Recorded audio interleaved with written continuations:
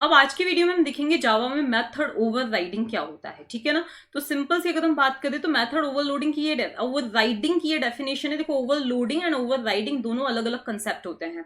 Ability of subclass to reimplement an instance method inherited from a superclass. देखो, इसके simple से words में अगर हम देखें तो क्या होता है, सब क्लास की वह एबिलिटी जिससे वो क्या करे, इंस्टेंस मेथड, या हम सिंपल सी बात करें किसी मेथड की। जब वो इंस्टेंस मेथड मैंने क्यों बोला है, क्योंकि ये जो चीज है सिर्फ जो है ऑब्जेक्ट से ही रिलेटेड है। इसका मतलब स्टैटिक मेथड्स को नहीं ओवरराइड कर सकते, इसीलिए यहाँ पे इंस्टेंस मेथड लिखा हुआ है। तो सब क्लास का कोई मेथड जब सुपर क्लास के किसी मेथड को क्या करे, री इम्प्लीमेंट करे, तो उस चीज को क्या बोला जाता है, मेथड ओवरराइडिंग बोला जाता है। मान लिया हमारी ये क्या है, सुपर क्लास है। अब सुपर क्लास क्यों बोला है, क्योंकि कोई क्लास इसको क्या करे, किसी क्लास के लिए वो क्या है, सुपर क्लास है, ठीक है ना। मतलब कोई क्लास क्या कर रही है, उसको इनहेरिट कर रही है, उसको डिराइव कर रही है, ठीक है ना। तो ये इस क्लास के अंदर भी कोई शो नाम का मेथड है, ठीक है ना। इस क्लास के अंदर भी कोई शो नाम का मेथड है। अब बात यहां ये आती है कि दोनों का सिग्नेचर क्या होना चाहिए, सेम होना चाहिए। दोनों का रिटर्न टाइप, सिग्नेचर, सब कुछ क्या होना चाहिए, सेम होना चाहिए। क्योंकि अगर वो दोनों अलग हुए तो वो मेथड ओवरलोडिंग कहलाएगा, ओवरराइडिंग नहीं कहलाएगा। इस चीज का आप ध्यान देना, ठीक है ना। और वो जो मेथड है जिस पे हम ओवरराइडिंग लगाने चाह रहे हैं, अभी हम रूल्स कुछ आगे दिखेंगे इससे भी रिलेटेड, वो प्राइवेट नहीं होना चाहिए, स्टैटिक नहीं होना चाहिए। इसीलिए यहाँ पे हमने सिंपली इंस्टेंस मेथड दिया है, वो स्टैटिक नहीं होना चाहिए, ठीक है। तो मान लिया इसमें भी एक शो है, इसमें भी एक शो है, ठीक है ना।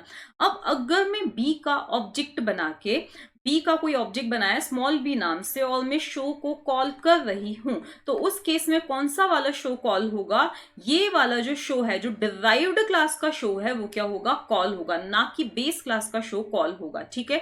तो इसी चीज को क्या बोला जाता है, ओवरराइडिंग। क्यों, क्योंकि इस बी क्लास ने उस शो की क्या दे दी है, अपने हिसाब से कोई और डेफिनेशन दे दी है, ठीक है ना। ऐसा नहीं कि अब इसका एग्जिस्टेंस ही नहीं है, कुछ और तरीके होते हैं जिसकी हेल्प से हम इस शो को भी कॉल कर सकते हैं। लेकिन फिलहाल के लिए जो हुआ है वो ये हुआ है कि इसने री इम्प्लीमेंट किया है इस शो को, ठीक है ना।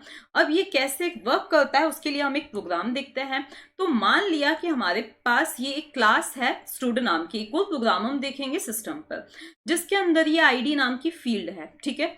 कंस्ट्रक्टर की हेल्प से मैंने इस आईडी को इनिशियलाइज करवा दिया है।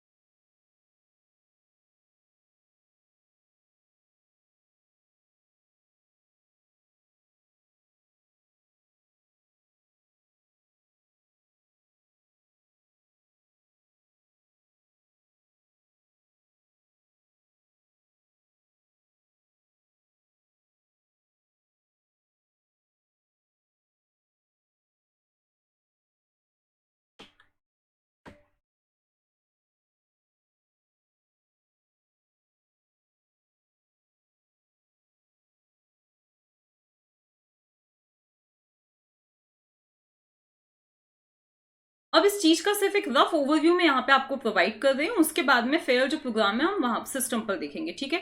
तो मान लिया एक क्लास है हमारी बोनस नाम की, ठीक है, जिसने ऐसा डिसाइड किया है कि हमें जो बोनस देना है वो कितना देना है, बोनस मार्क्स जो देने हैं वो देने हैं 5, ठीक है। तो ये जो है उसमें एक फंक्शन है शो नाम का ही ले लीजिए आप, जो कि बोनस शो करेगा 5 मार्क्स, ठीक है। तो ये 5 मार्क्स का बोनस क्या करेगा, शो करेगा, डिस्प्ले करेगा, ठीक है। इसके बाद में एक क्वार्टरली या हाफ ईयरली कोई सी भी एग्जाम हो रही है, ठीक है। तो एग्जाम 1 यहाँ पर हो रही है, जो कि इसको क्या कर रही है, एक्सटेंड कर रही है, किसको, इस बोनस को एक्सटेंड कर रही है। तो यहाँ पे लिख दिया मैंने, एक्सटेंड्स बोनस लिख दिया, ओके। अब इसमें ऐसा लगता है कि इन्होंने भी एक शो फंक्शन बनाया है। इनको ऐसा लगता है कि हमारा जो बोनस होना चाहिए ना, वो कितना होना चाहिए, 10 होना चाहिए। तो इन्होंने बोनस को 10 शो करवा दिया। अब इनके अपने दूसरे भी मेथड्स हो सकते हैं, दूसरे भी वेरिएबल्स हो सकते हैं। इन छोटी छोटी चीजों के लिए इनहेरिटेंस ऑब्वियसली नहीं परफॉर्म करेंगे, ओके। अब हमने क्या किया है, जब हम इस एग्जाम 1 का ऑब्जेक्ट बनाएंगे, किसका, एग्जाम 1 का ऑब्जेक्ट बनाते हैं, ठीक है। तो एग्जाम 1 का जब मैंने ऑब्जेक्ट बनाया, पूरी हम लाइन लिखेंगे, e is equal to new exam वगैरह, ठीक है। और फिर जब मैंने शो को कॉल किया तो आउटपुट में क्या आने वाला है, 10 आने वाला है, ठीक है। जब मैंने शो को कॉल किया, देखो इसमें भी शो है, इसमें भी शो है। अब आपको पता है कि ये जो शो है अब इसका भी पार्ट बन चुका है, इसके लिए भी ये शो क्या है, अवेलेबल है। मतलब अब हमारा एग्जाम 1 का जो ऑब्जेक्ट है इस शो को भी एक्सेस कर सकता था, इस शो को भी एक्सेस कर सकता था, लेकिन इसने किसको शो किया है, किसको कॉल किया है, अभी इस वाले शो को क्या किया है, कॉल किया है। मतलब डिराइव्ड वाले शो को इसने क्या किया है, कॉल किया है। सुपर क्लास की शो को इसने कॉल नहीं किया है। तो यहाँ हम देख सकते हैं जो हमारी डेफिनेशन है वो यहाँ पे लागू हो रही है कि डिराइव्ड क्लास के किसी मेथड ने री इम्प्लीमेंट किया है सुपर क्लास के किसी मेथड को, ठीक है ना। अब अगर मान लिया कि एक एग्जाम 2 आ जाती है, ठीक है, जो कि अगेन एक्सटेंड कर रही है हमारे किसको, इस बोनस को एक्सटेंड कर रही है, फाइन। इसके अंदर भी हमने एक शो नाम का मेथड बनाया है, उसने ये डिसाइड किया है कि क्या बोनस शो होना चाहिए, 15 शो होना चाहिए। तो अब अगर मैं एग्जाम 2 का ऑब्जेक्ट बनाती हूँ कोई सा भी E2 नाम से, और फिर मैं कॉल करती हूँ E2 की हेल्प से शो को, तो अब वापस कौन सा वाला शो कॉल होगा, यहाँ पे आप देख रहे हो ये हायरार्किकल इनहेरिटेंस फॉलो हो रहा है, ठीक है। ये भी इसको इनहेरिट कर रहा है, ये भी इसको इनहेरिट डिराइव कर रहा है, ठीक है। तो अब ये भी कौन से वाले को करेगा, डिराइव्ड वाले को। तो डिराइव्ड कौन सी है, एग्जाम 2, तो इसके शो को ये क्या करेगा, कॉल करेगा। तो अब आउटपुट क्या आएगा, 15 आएगा, ठीक है। तो इस तरह से यहाँ पे दोनों ही डिराइव्ड क्लासेस ने री इम्प्लीमेंट किया है। किसको री इम्प्लीमेंट किया है, बेस क्लास के शो नाम के मेथड को। बस ध्यान ये देना कि सिग्नेचर सेम होना चाहिए, नाम सेम होना चाहिए। नाम अगर सेम नहीं होता है तो इट्स ऑब्वियस कि वो तो फिर ओवरराइडिंग तो नहीं कहलाया, दोनों अलग अलग ही मेथड्स हैं। अगर इसका नाम शो 1 हो जाता है, इसका नाम शो हो जाता है, आप शो को कॉल करोगे ये कॉल होगा, शो 1 को कॉल करोगे ये कॉल होगा, इट्स क्वाइट ऑब्वियस, ठीक है। और सिग्नेचर सेम नहीं होते हैं, मान लिया एक इंटीजर एक्सपेक्ट कर रहा है, ठीक है, तो उस केस में ये मेथड ओवरलोडिंग हो जाता, मेथड ओवरराइडिंग नहीं होता।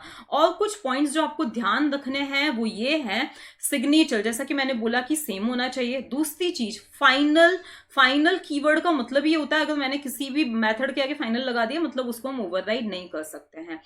प्राइवेट अगर कोई सा मेथड है तो उसको भी हम ओवरराइड नहीं कर सकते। रीजन क्या है कि अगर कोई सी क्लास ए है उसके अंदर एक प्राइवेट है वॉइड शो, ठीक है, यहाँ पे हमने दे दिया है वॉइड शो नाम का मेथड दे दिया है, ठीक है। अब एक बी क्लास है जो इसको एक्सटेंड कर रही है, किसको एक्सटेंड कर रही है, ए को। इसके अंदर भी अगर मैं शो बनाती हूं, ठीक है, अब सीधी सी बात है कि अगर मैंने इसको एक्सटेंड किया है तो आपको पता है कि जो प्राइवेट डेटा रहता है या जो प्राइवेट वेरिएबल्स रहते हैं वो इनहेरिट नहीं होते हैं। इसके अंदर बाकी जो भी चीजें होंगी ए बी सी या जो भी दूसरे मेथड्स होंगे वो यहाँ पे इसके पार्ट इसके लिए अवेलेबल होंगे, लेकिन ये शो जो है इसके लिए अवेलेबल नहीं है, ठीक है। तो अब यहाँ पे ये इसका पार्ट ही नहीं है, ठीक है, तो ओवरराइडिंग का तो सवाल ही नहीं उठता है। तो जब मैं बी का ऑब्जेक्ट बनाऊंगी शो को कॉल करूंगी तो ऑब्वियसली यही कॉल होने वाला है, उसका तो कोई चांस ही नहीं है। रन टाइम पॉलीमॉर्फिज्म की हेल्प से भी इसको हम कॉल ही नहीं कर सकते हैं। दूसरे स्टैटिक मेथड्स को भी ओवरराइड नहीं किया जाता है क्योंकि जो ओवरराइडिंग होती है वो क्या होती है, क्लास से संबंधित होती है, ठीक है ना। और जबकि स्टैटिक मेथड्स का कोई पर्टिकुलर क्लास या ऑब्जेक्ट से वो बंधे हुए नहीं होते हैं। कंस्ट्रक्टर्स को भी हम ओवरराइड नहीं कर सकते, सीधा सा रीजन है कि कंस्ट्रक्टर अगर इस क्लास का होगा तो उसका नाम ए होगा, इस क्लास का कोई सा कंस्ट्रक्टर होगा तो उसका नाम बी होगा। तो यहाँ नाम ही अलग है तो ओवरराइडिंग का कोई चांस ही नहीं है।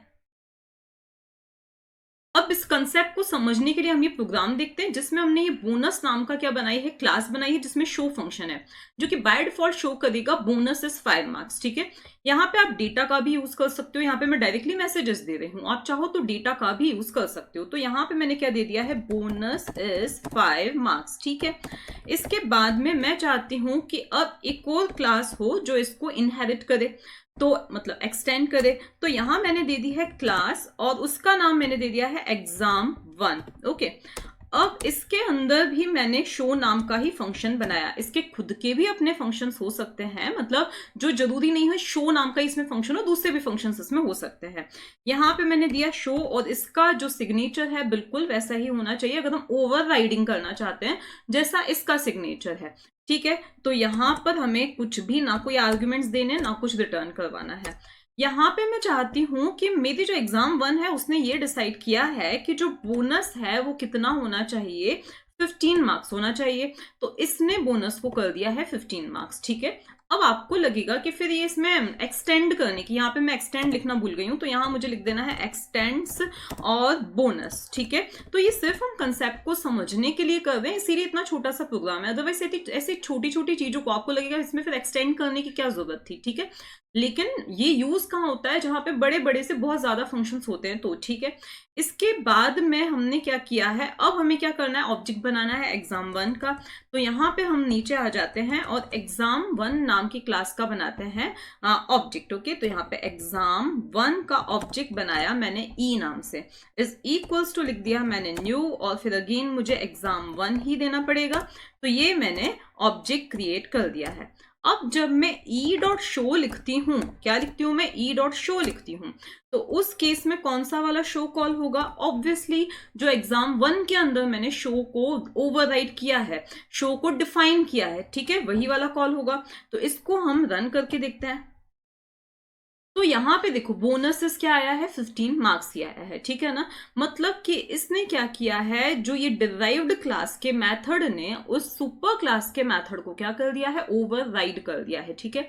अब ऐसा नहीं है कि हम उस सुपर क्लास के मेथड को कभी कॉल ही नहीं कर सकते, उसके भी तरीके होते हैं, जिसको हम dynamic method, dispatch and run time polymorphism के कंसेप्ट के अंदर उस चीज को हम क्या करेंगे, क्लियर करेंगे, ठीक है। इसके बाद इसको एक और चीज हम कर सकते हैं, मान लिया हम एक और क्लास बना रहे हैं जिसका नाम है exam2, ठीक है। तो यहाँ पे इसको मैंने कर दिया कॉपी और इसको मैंने कर दिया है यहाँ पे पेस्ट, और इसका नाम मैंने क्या दे दिया है, exam2 दे दिया है। तो यहाँ क्या हो रहा है, एक क्लास हमारी कौन सी है, बोनस है, उसको exam1 भी एक्सटेंड कर रहा है, exam2 भी एक्सटेंड कर रहा है, ठीक है। और दोनों के ही शो मेथड जो है, बोनस के शो मेथड को क्या कर रहे हैं, ओवरराइड कर रहे हैं। ये चाहता है कि मैं बोनस क्या दूं, 10 मार्क्स का दूं, ठीक है। तो अब हम exam2 का भी ऑब्जेक्ट बना के देखते हैं। तो यहाँ पे हम क्या पॉइंट पे हम क्या करते हैं, exam2 का भी ऑब्जेक्ट बना के देखते हैं, जिसका नाम हम दे देते हैं e2, ओके। इसके बाद यहां हम लिख देंगे exam2, ठीक है। अब हम e2 डॉट शो जब हम करेंगे तो कौन सा वाला डेफिनेटली कॉल होगा, जो हमने अभी अभी ओवरराइड किया था, ठीक है, डिफाइन किया था। तो इसको हमने रन किया तो देखो बोनस क्या आ रहा है, 10 मार्क्स आ रहा है।